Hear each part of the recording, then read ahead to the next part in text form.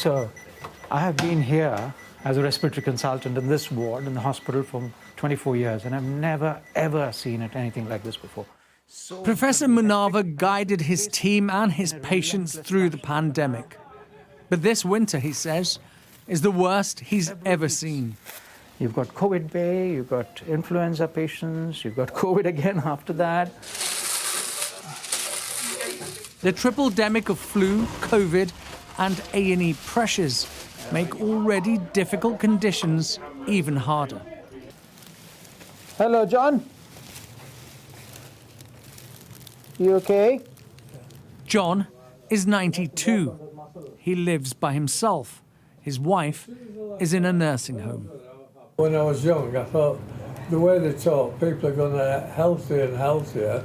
Yeah. Hospitals won't be required as much. And it's just gone the opposite. On Sunday, he woke up in the early hours, barely able to move with flu. His son rushed him to hospital. The ambulance would have taken 2 hours. When I came in, I couldn't take a drink, I couldn't do anything. And I'm getting slightly stronger every day. I couldn't even use my mobile phone. I still feel very weak. I've had to have a bed bath this morning. I said, can you do it yourself? Professor Munava thinks John, like many other patients in his care, only survived because they were vaccinated this winter. On this ward, every bed in every bay is full, and as soon as one is empty, it's taken up again by a waiting patient. It's been like this since the beginning of December, and it could last all the way through until May. And that could impact work being done to reduce the backlog of patients on the waiting list. Already with the 2 to 3 year backlog that has developed thanks to COVID, the entire pandemic, we were trying to play catch up. We were trying to clear some of that backlog. Now this will set us back again. More people attended A&E in December than ever before, and they're waiting longer to be admitted and treated.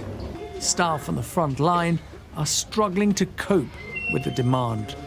We know about burnout in the NHS. How long can your staff sustain and work in this sustained pressure? A lot of colleagues who have been working full-time, they've had to reduce the hours they do just to maintain their own well-being. So if we're not careful, we'll make it such an unattractive place to work that we won't have anyone coming through to care for us when we're in crisis and need it. How are you feeling today? Fine, yes, it's gone very well. The pressure builds throughout the system. But here at the Royal Preston Hospital, they're working hard to protect their cancer services. And then just let me know when you're ready. Anita was diagnosed with breast cancer in July.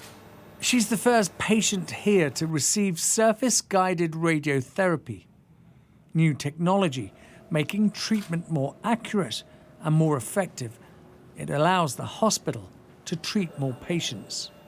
When I was diagnosed with cancer, it's a bombshell because at work I'm active. I didn't find any lumps or anything.